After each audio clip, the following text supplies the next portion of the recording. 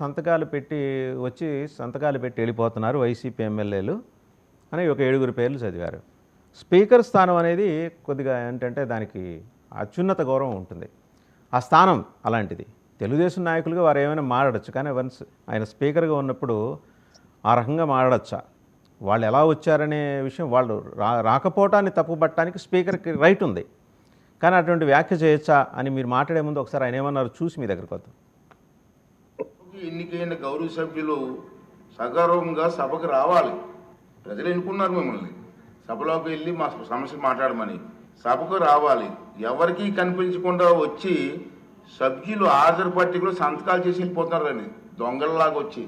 మీరు గౌరవ సభ్యులే, ప్రజలు ఎన్నుకున్నారు, మీరు ఎమ్మెల్యేస్. దొంగలలాగా వచ్చి సంతకాలు పెట్టవలసిన అవసరం ఇచ్చింది కర్మ.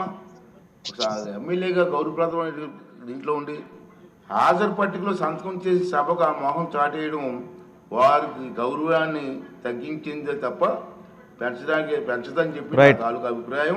వాళ్ళని దొంగలు అంటం ద్వారా ఈయన గౌరవం ఏమన్నా పెరిగిందా అండి? స్పీకర్ స్థానంలో కూర్చున్న గౌరవం. వాసుదేవం గారు, మీకు ప్యానల్లో ఉన్నటువంటి మిత్రులకి, 99 టీవీ వీక్షకులకి హృదయపూర్వక నమస్కారాలు తెలియజేసుకుంటూ, అసెంబ్లీ అనేది పవిత్ర దేవాలయం. ఆ దేవాలయానికి వచ్చినప్పుడు దేవుడిని దగ్గరికి వచ్చి మరి అక్కడికి వచ్చి దేవాలయంలోకి వనక రాకుండా వాళ్ళేదో ప్రసాదం పెట్టించుకుని బయటికి వెళ్ళిపోయినట్టుగా ఉండాలి పరిస్థితి చూస్తూ ఉంటే. ఎందుకంటే అసెంబ్లీకి వచ్చేది దేనికోసం అండి? ప్రజలంతా ఎన్నుకున్న దేనికోసం అండి? ప్రజలు మిమ్మల్ని పంపించింది వాళ్ళ సమస్యలను అసెంబ్లీలో ప్రస్తావించి తరపున అభివృద్ధి సంక్షేమం చేయాలని, ఈ రాష్ట్రం అభివృద్ధి కోసం పనిచేయాలని చెప్పి మిమ్మల్ని ఓటేసి గెలిపిస్తే మీరు హాజరు పట్టిలో సంతకం పెట్టి మరి వెళ్ళిపోవటం అంటే ఏంటి? అంటే జీతానికి ఇబ్బంది లేకుండా ఉండాలన్నా, లేకపోతే మీ పదవులకు ఇబ్బంది లేకుండా ఉండాలన్నా? అది స్పీకర్ గారు అన్ని విషయాలు బాగానే చెప్పారు, కానీ అది ఎందుకంటే మరి ఆ దొంగలు అనే పదం నిజంగానే మరి ఆ విధంగా చేశారు అనిపిస్తుంది మాకు కూడా. మీరు అనొచ్చండి, మీరు పార్టీ నాయకులుగా మీరు అనొచ్చు, మీకు విమర్శలు చేసుకోవటం, ప్రతి విమర్శలు. కానీ స్పీకర్ చైర్కి ఒక డెకోరం ఉంటుందండి. ఆ చైర్ ఆయన బయటకు వచ్చి తెలుగుదేశం నాయకులుగా అంటే ఎవరికి ఎలాంటి ఇబ్బంది లేదు, మీరు అనొచ్చు. జనరల్ గా ఆయన మరి చాలా నిదానంగాను, లేకపోతే ఏది పడితే అది మాట్లాడరు. ఎందుకంటే స్పీకర్ అయిన తర్వాత మనం చింతకాల పాత్ర గారిని చూసాం. దానికి ఒక గౌరవం కల్పిస్తున్నటువంటి పరిస్థితిని మనం చూసాం. ఎందుకంటే స్పీకర్ అంటే మీరు అన్నట్టు ఏది పడితే అది మాట్లాడకూడదు అనేది ఖచ్చితంగా, ఎందుకంటే అది రాజ్యాంగపరమైనటువంటి పదవి కాబట్టి మరి అది మాట్లాడకూడదు. అయితే అక్కడ ఏంటంటే వాళ్ళ యొక్క దీన్ని చూసి ఆయన మరి ఆ విధంగా కామెంట్ చేసి ఉండొచ్చు అని నేను అనుకుంటున్నాను. ఎందుకంటే అసెంబ్లీ ఖచ్చితంగా వెళ్ళాలి, మాట్లాడాలా, పోరాడాలా, ఫైట్ చేయాలి. ఇప్పుడు దేశంలో అనేక రాష్ట్రాల్లో మరి అధికారం వచ్చిన పార్టీతో పాటు ప్రతిపక్షం కూడా బలంగా ఉండాలని కోరుకోవాలి ఎవరైనా సరే. మేము కూడా ప్రతిపక్షం రావాలి, రండి అని ఆయన ఆహ్వానిస్తా ఉన్నారు. అనేక పర్యాయాలు మీరు చూసే ఉంటారు. మీరు అసెంబ్లీకి రండి, వచ్చి మాట్లాడండి.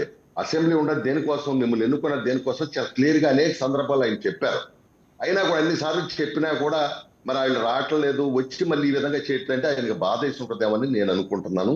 దానివల్ల ఆ మాట ఆయన ఉండొచ్చు, కాకపోతే అది అంతేగాని వాళ్ళని కించపరచాల్సినటువంటి ఉద్దేశం మాకైతే ఏం లేదు. ఎందుకంటే మీరు చూస్తున్నారు గతంలో అసెంబ్లీలో ఏ విధమైనటువంటి దుర్మార్గమైనటువంటి మాటలు మాట్లాడారు, ఏ విధంగా బూతులు తిట్టారు. ఇవాళ ఆ సంస్కృతి ఎక్కడ ఉందా మీరే చూడండి. ఎక్కడ కూడా ఎవరో కూడా ఇవాళ ఎంత హోందాగా జరుగుతుంది. ఇవాళ ప్రతిపక్షం లేకపోయినా కూడా అసెంబ్లీలో ఒక ప్రతిపక్ష పాత్ర కూడా మా వాళ్ళే పోషిస్తా ఉన్నారు. అనేక మంది మా తెలుగుదేశం కావచ్చు, జనసేన నాయకులు కావచ్చు, ఎమ్మెల్యేలు కావచ్చు, బీజేపీ ఎమ్మెల్యేలు కావచ్చు, ఎంత చక్కగా మాట్లాడుతున్నారంటే ప్రతిపక్షం కంటే ధీటుగా కూడా కొంతమంది ఇవాళ శ్రీకాకుళంలో మా కోన రవికుమార్ గారు ఉన్నారు, ఎంత ఇదిగా మాట్లాడుతున్నారు. అట్లా మాకు సంతోషం అనిపిస్తుంది. నిజంగా ప్రతిపక్షం లేని బాధ్యతను కూడా మా వాళ్ళే నిర్వర్తిస్తున్నారు, బాగుందని చెప్పి మాకు కూడా. ఎందుకంటే అసెంబ్లీ చూస్తా ఉంటే ఒక డిగ్నిఫైడ్ గా, ఒక పద్ధతిగా, ఒక క్రమశిక్షణతో వెళ్తా ఉంది.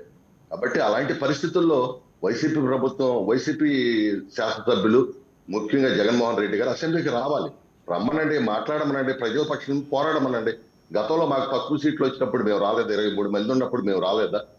మేము వచ్చి ఖచ్చితంగా అసెంబ్లీలో చంద్రబాబు ఒక్కొక్క సందర్భంలో అయితే అందరూ వాకౌట్ చేసినా సరే ఒకే ఒక నాయకుడిగా చంద్రబాబు నాయుడు గారు అసెంబ్లీలో ఉండి మాట్లాడారు, ప్రజల పక్షాన్ని పోరాడారు. రమ్మనండి, ఆ విధంగా చేయమనండి. దానికి బాధేసి ఒక మాట అని ఉండొచ్చు, అంత మాత్రాన అదేమి ఇదైనట్టు కాదు. ఎందుకంటే వీళ్ళతో పోల్చుకుంటే ఎంతో దుర్మార్గమైనటువంటి, గతంలో స్పీకర్ ఏ విధంగా మాట్లాడేవారు తమ్మినేని సీతారాం గారు, ఎంత దుర్మార్గమైన, ఆయన ప్రతి సందర్భంలో రాజకీయం మాట్లాడారు. కాబట్టి స్పీకర్కు ఒక గౌరవం ఉంటుంది, ఆ గౌరవాన్ని కాపాడాల్సిన బాధ్యత మరి ఎన్నికైనటువంటి స్పీకర్ మీద ఉంటుంది. ఈ రోజున అయ్యన్న పాత్రుడు గారు ఖచ్చితంగా ఆ రకమైనటువంటి విలువలను కాపాడగలిగినట్టు. ఎందుకంటే అతి చిన్న వయసులో ఒక శాసనసభ్యుడిగా మొదలైన ఆయన జీవితం, మరి అనేక పర్యాయాలు మంత్రిగా, ఎందుకంటే ఆనాడు అన్న నందమూరి తారక రామారావు గారి దగ్గర నుంచి కూర్చు ఈ రోజు కూడా చూసుకుంటే ఒక నిబద్ధత, ఒక క్రమశిక్షణ కలిగినటువంటి నాయకుడు చింతకాయల అయ్యన్న పాత్రుడు గారు. కాబట్టి అసెంబ్లీలో వాళ్ళని ఎలాంటి అగౌరవం పరచడం అనేది జరగదని నేను మీ ద్వారా తెలియజేస్తాను. సరే, ఇప్పటిదాకా చాలా సీరియస్ టాపిక్ మాట్లాడుకున్నాం. ఒకసారి సుందరపు విజయ్ కుమార్ గారు వాళ్ళు ఆయన వేసిన స్కిట్ ఒకసారి చూద్దాం. అంటే కాసేపు నేను చాలా ఆహ్లాదంగా జరిగింది. పవన్ కళ్యాణ్ గారు, చంద్రబాబు గారు, ఎప్పుడూ నవ్వని చంద్రబాబు గారు పడి నవ్వటం